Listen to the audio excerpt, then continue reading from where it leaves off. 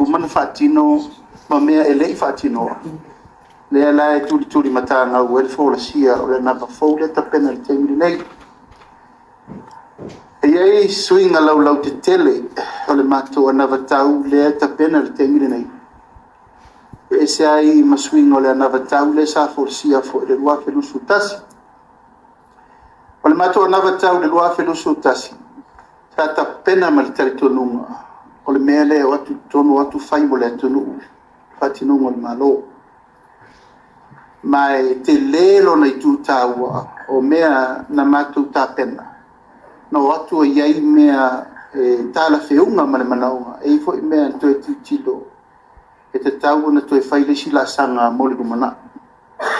E iai mea te lei fufuanga e fo i mea i lei tāla whiungai. Ma mea mati ai le rumana i whainga pālota le rumana i nei. E a o te loa nā o tō silfia iba 100% o me sa tautino lua whelusu tasi wa mai an fatino. E i koe nisi ta upu sa wha uma o le uma. Mai se lava tūlanga tau tūla fono. Tele tūla fono na tau pule e tele teu teunga masuia ma tūla fono e vese. Hei tai. Wa motu whapo se i pār mene.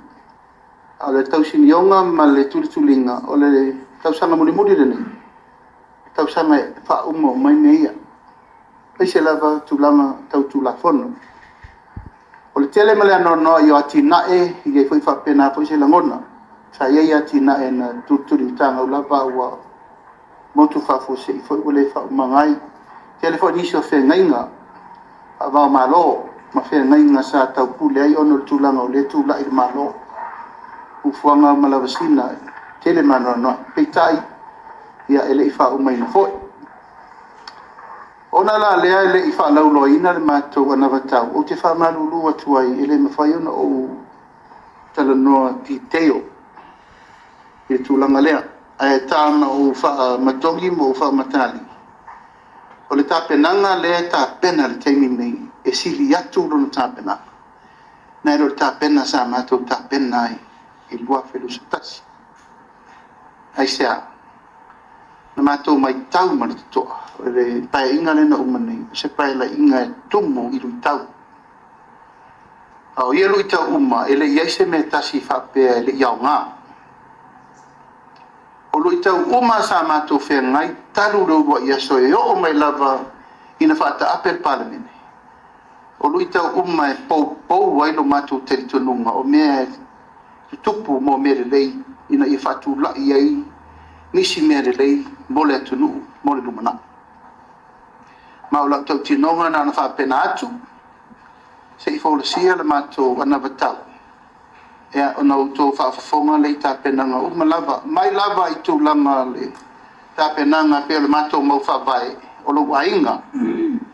A mata me uma i tono te māti nā whanau. O i nā fwoi le sau ele whatu o le tāpenanga le adu te mini. O lo wainga, o lo nuku.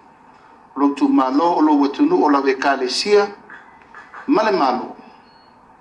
O le tato mtafa yo i tau awe whatasi ea. It's our full collective responsibility. Ma o le whatu atoa na le au ngota penanga le whai te mine. E reo sesi ai tu, a wa o le mātou tere tonunga. A whai e mau tū le wha vai. La matanga o mea uma. E mau tū fo i taunu unga e tau al taunu unga sile na maulunga. O le whainga malo. Ea, ua mātou tā pena i tū langa uma. So se mea. Tū langa le atinga ena, wha le tino. Tū langa le itana enga wha le tamawa inga.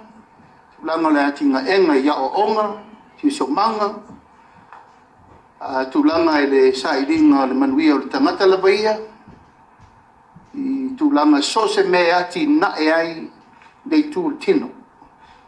O mato wa iri ilia uma tūlanga pewa whewhea. Pewa whewhea o na suia, le tūlanga o lo tatu i e temine nei. Ini tūlanga i lutau, whawhitauli, na whatauli maina, le nga whatia, mativa, tāngulip.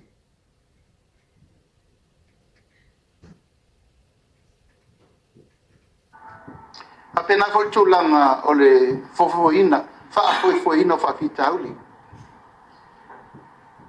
Tātou vai nei vai taule nei le afianga o le tunu i so se mea.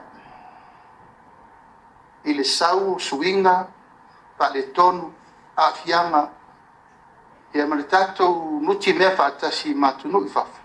Ua tātou vai ai le te leo le ngadu fau le usau le tunu. E ei ngadu le lei, a ei ngalu a matana whati toto. Wa afia o maitu langa o le tātou no fo ai ma le mesa tātou ola ma asani le tunu. E mei se le taunu mai le social media.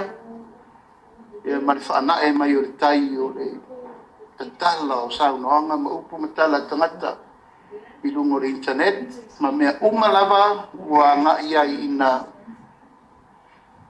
liu ma lia fōringa sa tātou masani ai mo tātou umalava.